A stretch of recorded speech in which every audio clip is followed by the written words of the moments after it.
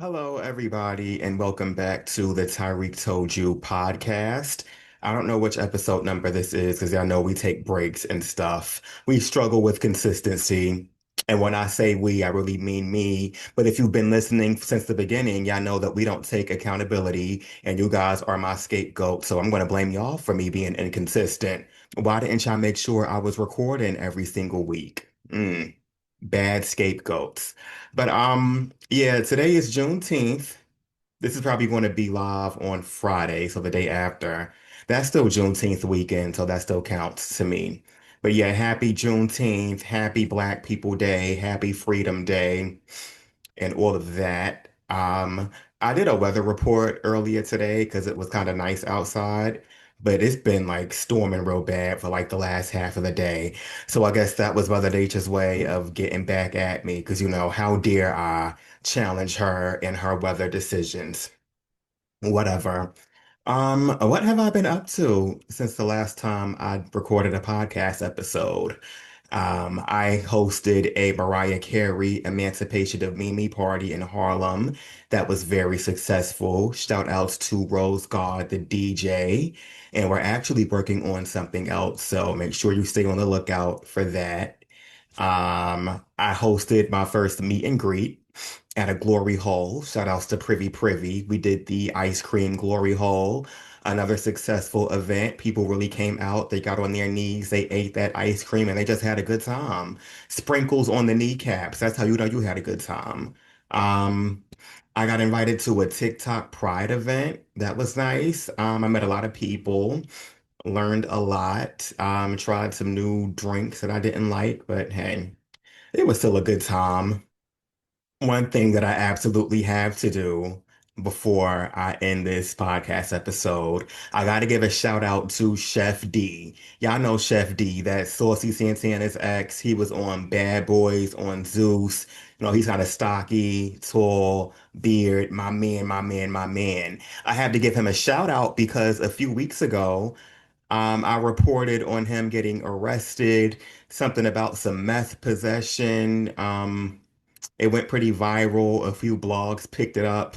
But, Chef D, he's home now. He's been home for like a couple weeks.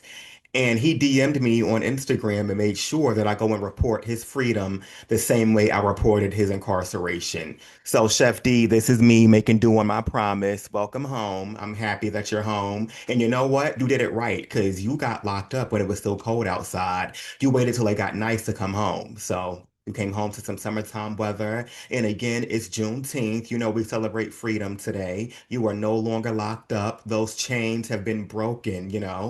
The world is your oyster. So welcome home, Chef D. All right. See, I did the thing. I acknowledged it. There you go. I have not been focused on anything lately. Like, I got a PR box from Stars because I'm doing this brand deal with BMF. And I waited like 2 weeks to open it. And when I opened it, there was like a bunch of knickknacks in there, like a water bottle, a fanny pack, some hand sanitizer. But there were also some credentials in there with like a little barcode that you scan. Lo and behold, it was a press pass to BMF weekend in Philly. But by the time I opened up the box, the thing had ended, so I didn't get to go. I missed it. But now that's a lesson to me to just open up my boxes as soon as I get them. Stop letting shit just pile up in the corner. Maybe that'll help you with your anxiety too. Do the thing when you're supposed to do it. What else have I been up to? I'm watching Next Gen NYC on Bravo, and I'm posting my reactions up on YouTube. Y'all need to go head on over to YouTube and watch those damn videos because they don't really get that many views, okay? Now, granted, I haven't been promoting my YouTube channel. I can do a much better job at that, but consider this a promotion. Go head on over to my YouTube and watch those Next Gen NYC reactions. It's really, really good. In the most recent episode, we got into like some race issues and microaggressions. Shout outs to Riley Burris, that's Candy's daughter from the Real Housewives of Atlanta. She had to go put Charlie in his place. I don't really care for Charlie. He just gives me rich, privileged douche And like he really does lean into that character, and you can tell he's not faking it. That's really who he is. Just the lack of self-awareness, the lack of any type of empathy. He just doesn't care. And granted, his parents ain't shit. They barely raised him, so you can't really blame him. But that's still no excuse. Not in today's climate. And speaking of Charlie, tell me why I just found out that he was, well, not involved, but he was at the scene of that whole crypto torture story. If you don't know, there was like this Italian crypto guy. He got kidnapped here in New York. They had him locked up in some house in Soho, and they were just torturing him, trying to get the password to his crypto wallet because he has like millions and millions of dollars worth of crypto. So, they just picked him up. They were like electrocuting him. They made him smoke crack. They had like a chainsaw and they were cutting him up with that. I didn't know the crypto world was that cutthroat. But anyway, let's get into Charlie Zakor and his involvement. Now, this is from TV Insider.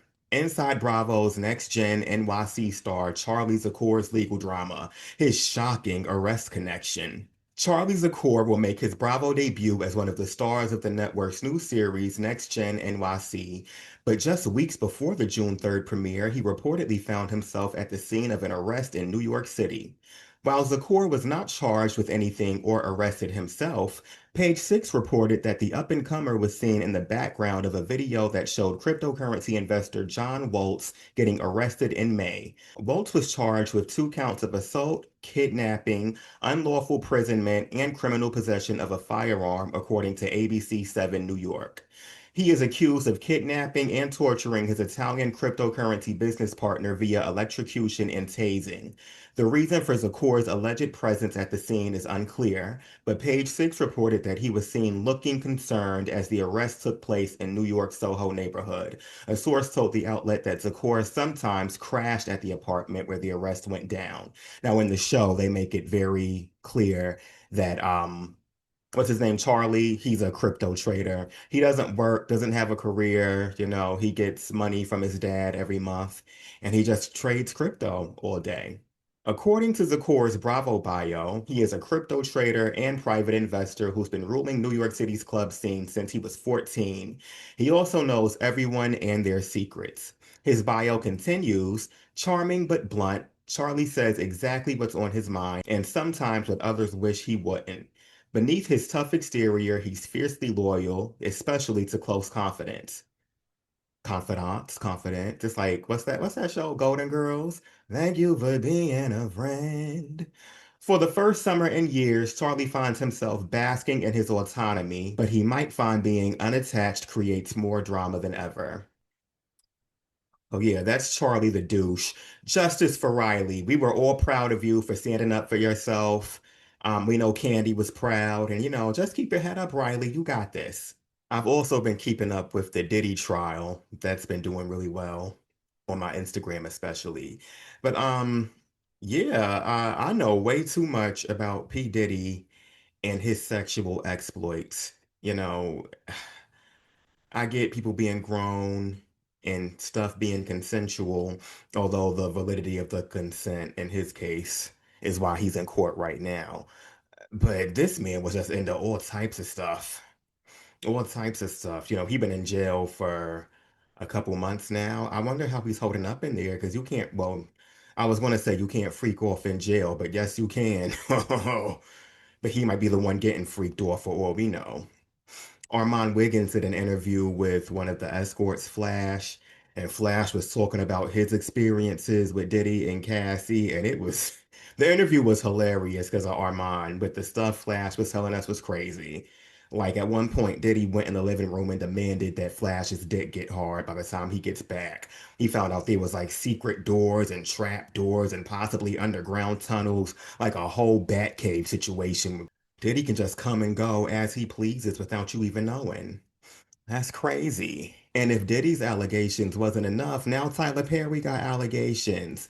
One of the actors from The Oval is suing him for $260 million for sexual assault. Mm. We saw Silas text messages, and Tyler texts like he's a 50-year-old DL man. And granted, that's what he is, but those messages were just ridiculous. Ridiculous. Now Fat Joe has some allegations. His former hype man is suing him for $20 million and says that there were 4,000 different occasions where he was having sex with minors. I want to know how he got to the number 4,000. Because, like, did you count each and every time? Was that just a rough estimate? Because I would have lost count after like the 20th time. I probably wouldn't have stuck around for 4,000 times, but that's a whole nother story. I'll be keeping up with that as that develops. It's just Hollywood, man. Again, everything is like allegedly right now. We don't know what's true and what's not. But every time you turn around, it's like a new allegation with these celebrities. Like, what's going on? What is going on? And for the new celebrities, I hope y'all are paying attention. I hope y'all understand consent. I hope y'all understand 18 and older. And depending on how old you are, 18 is still too young. So, find you some age appropriate things to do. And now we have arrived at the Tell It to Ty portion of the show. This is the part where you guys just send in, any type of advice you want, any questions you may have, or maybe you just want to trauma dump. I'm here. Please dump on me. Send me your trauma. So we got this one. I'm not going to say the person's name, but the submission reads, Yo, I seen your podcast post. I got one for you. In a relationship now, but back in 2020, I hooked up with my guy's girlfriend's homegirl twice. Now, when you say your guy, does that mean like your boyfriend, who was your guy? Is this just like a regular friend? Are you straight? Like what's going on? My friend group and his girlfriend friend group all met up for a boat party. The fellas had one boat and the girls had their boat, and plan was to link up at this dock on the back of the lake. We all meet, and the shorty I hooked up with was trying to kick it, but I ended up getting with but I ended up getting with another one of my boy's girlfriend's friends because she was bad as hell. You just fucking everybody. All right. Hookup girl number one was mad as fuck. Fast forward, I bring hookup girl number two to a party and see hookup girl number one. Number one tried to make me jealous by kissing my homeboy, but I wasn't paying her no mind. Hookup girl number two leaves early, but I had a homegirl at the party who I had history with, and asked her to and asked her to help me piss off hookup girl number one since she wanted to be petty. Me and my homegirl start making out, and hookup girl number one cussed me out and said she was finna tell hookup girl number two I was making out with another girl after she left. She did, and hookup girl number two confronted me about it, but I told her that hookup girl number one was lying to get back at me for dogging her. Okay. I don't think she 100% believed me, but we kept the fling going for a few months before she ghosted me. Couldn't even be mad. LMAO. Okay, the best part about this submission is like you're not asking any questions. You don't want any advice. You just wanted to share a story with me. So that's it, I guess. Thank you for sharing that. You made out with what, two different women in the same night? And if you friends with this guy, keep your girlfriends away from him because he's gonna fuck them. He's gonna fuck his homeboys, homegirls, girlfriends, and all that other stuff. Well, I'm happy to see that you're living your life to the fullest and enjoying yourself. You said you're in a relationship right now, so it looks like everything's going well for you. And if things do go sour in your current relationship, please come back and tell me what happened because I would love to hear it. All right, you guys, that brings us to our conclusion. Welcome back to the Tyreek Told You podcast. I know this episode was kind of short, but hey, take care.